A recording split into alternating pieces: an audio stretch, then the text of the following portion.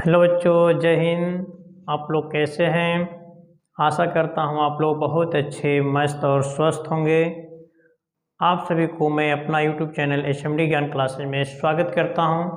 चलिए, आज हम लोग क्लास 9th का चैप्टर नंबर फर्स्ट संख्या पद्धति के बारे में पढ़ेंगे। इसमें हम संख्याओं का बेसिक लेवल से पहचान और उसका डेफिनेशन एकदम देहाती तरीके से पढ़ेंगे और इजी से इजी वे में आप लोग समझ जाएंगे, जिससे कोई भी आगे इसके एक्सरसाइज को पढ़ने में दिक्कत नहीं होगी और आसानी से आगे के एक्सरसाइज हम पूरा कर लेंगे। चलिए स्टार्ट करते हैं। Let's start. हेलो बच्चों, देखिए प्राकृतिक संख्याएं क्या होती हैं, हम लोग को सीखना है सभी परिभाषाओं को।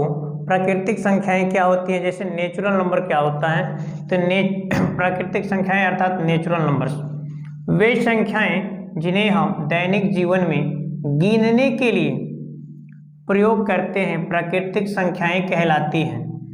इन्हें हम कैपिटल एन से निरूपित करते हैं, या इस परिभाषा को दूसरे तरीके से दे सकते हैं, कैसे?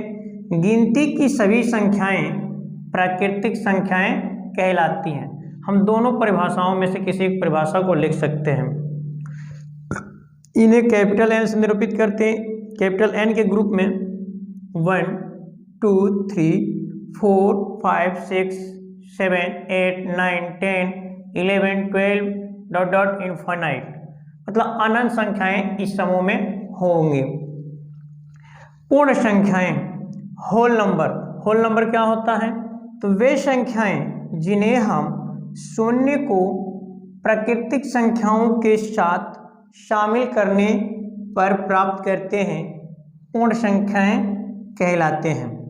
इन्हें या इसे W से निरूपित करते हैं। अर्थात दूसरी परिभाषा है, शून्य और प्राकृतिक संख्याओं का समूह पूर्ण संख्याएं कहलाती है। देखिए, यह इजी परिभाषा और छोटा परिभाषा है। जैसे शून्य और प्राकृतिक संख्याएं, शून्य प्राकृतिक संख्याओं के समूह में यदि 0 को भी शामिल कर दिया जाता है तो वही समूह क्या कहलाता है? हमारा होल नंबर कहलाता है, पूर्ण संख्या कहलाती है। अर्थात शून्य और प्राकृतिक संख्याओं का समूह पूर्ण संख्याएं कहलाती हैं। देखिए, 1 से लेकर इनफाइनाइट तक हमारा नेचुरल नंबर होता है, अर्थात प्राकृतिक संख्या होती है, और इसी समूह में 0 को रख दिया गया तो हमारा होल नंबर हो गया।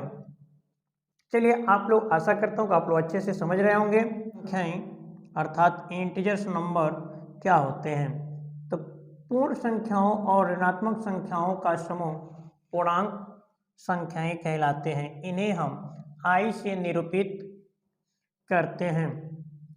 i के ग्रुप में आ जाएगा -1, -2, -3, -4, -5 और -6। 0 +1 +2 +3 +4 +5 +6 इन डॉट डॉट इनफाइनाइट। पूर्णांक संख्याएं 3 प्रकार के होते हैं। पहला, धनात्मक पूर्णांक संख्याएं, जिसे हम i प्लस से डिनोट करते हैं या निरूपित करते हैं।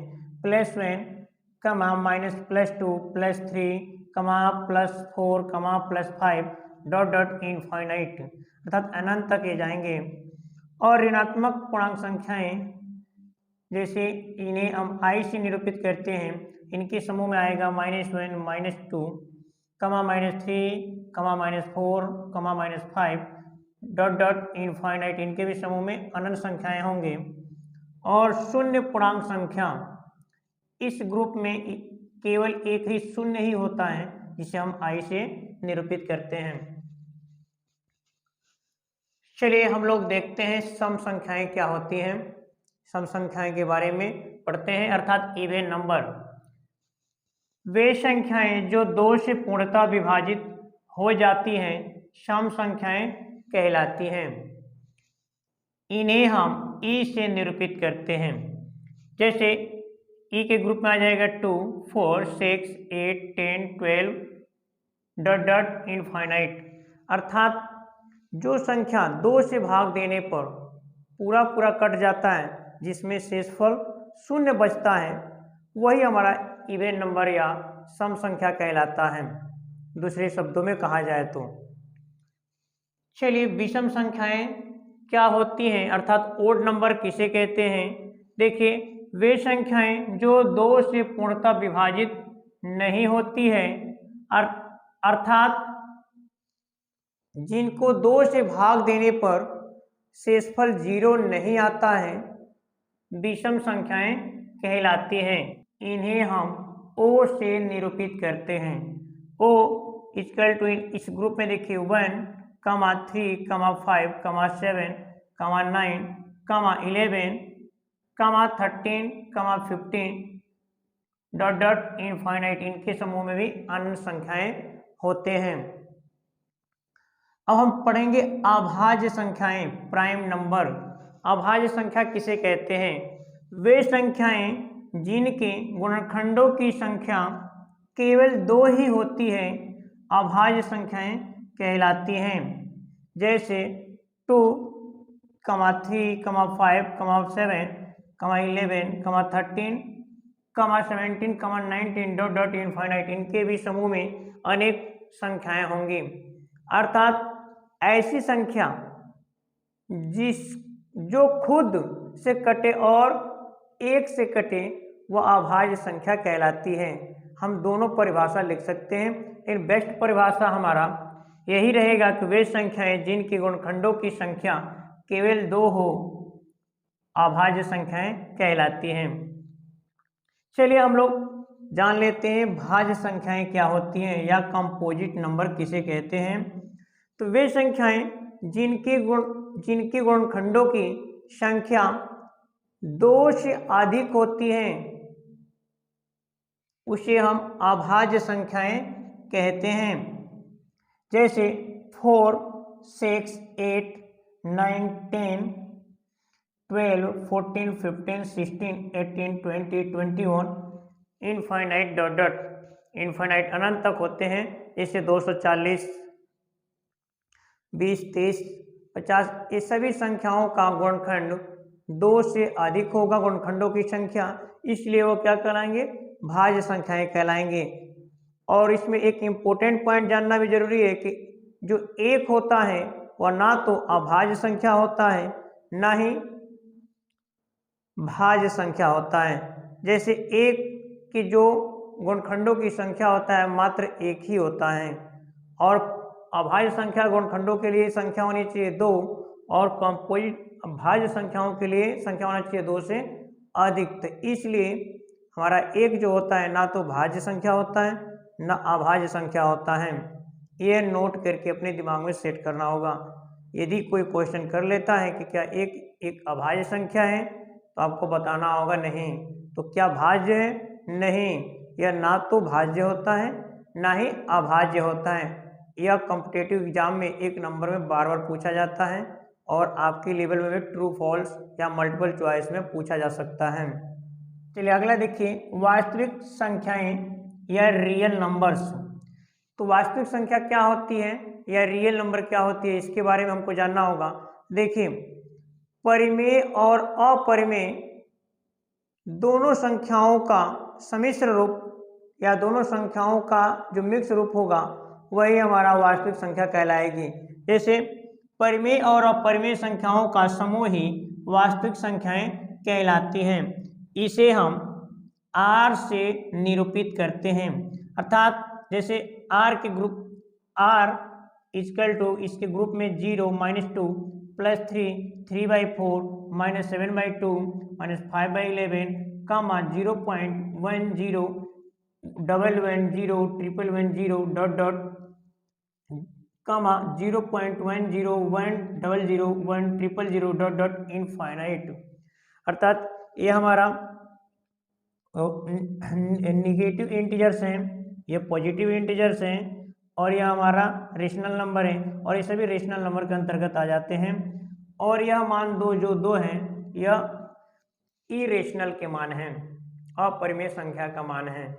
चलिए, आशा करता हूं कि आप लोग यहाँ तक हम लोग स्टार्ट करते हैं परिमेय संख्याएं। परिमेय संख्याएं क्या होती हैं या रेशनल नंबर किसे कहते हैं?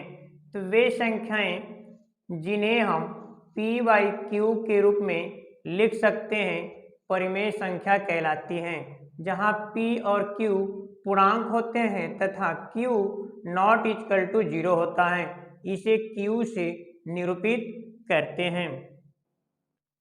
देखिए कैपिटल Q के ग्रुप में आ जाएगा 0, 3, 5, -8, 4/7, 5/8, -7/11, डॉट डॉट इनफाइनाइट। इस प्रकार से अनेकों परिमेय संख्याएं हो सकती हैं। अपरिमेय संख्याएं किसे कहते हैं या इरेशनल नंबर क्या होता है, तो हम लोग इसके बारे में जानेंगे। क्या होता है? वे संख्याएं जिन्हें हम p/q के रूप में नहीं लिख सकते हैं, अपरिमेय संख्याएं कहलाती हैं। इन्हें हम कैपिटल Q डैश से निरूपित करते हैं। Capital Q dash equal to, इनके ग्रुप में जितने भी अंडर रूट के मान होते हैं सभी आ जाते हैं, क्योंकि सभी अंडर रूट के मान अपरिमेय संख्या होती हैं। और एक नमूना हमारा जो पाई होता है यह भी एक अपरिमेय संख्या होता है। और 0.10, 11, 0, 111, 0, डॉट डॉट इनफाइनाइट, इस प्रकार से अनेकों संख्याएं आपका अपरिमेय संख्याएं हो सकती हैं।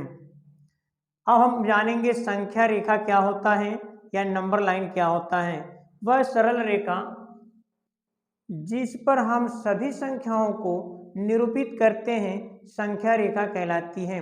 अर्थात वह सरल रेखा जिस पर हम सभी संख्याओं, जैसे नेचुरल नंबर अर्थात धनात्मक संख्या, 0 और आपका निगेटिव या ऋणात्मक संख्या, परिमेय संख्या और अपरिमेय संख्या, इन सभी संख्याओं को जिस रेखा पर दर्शाया जाता है वही सरल रेखा हमारा संख्या रेखा कहलाती है।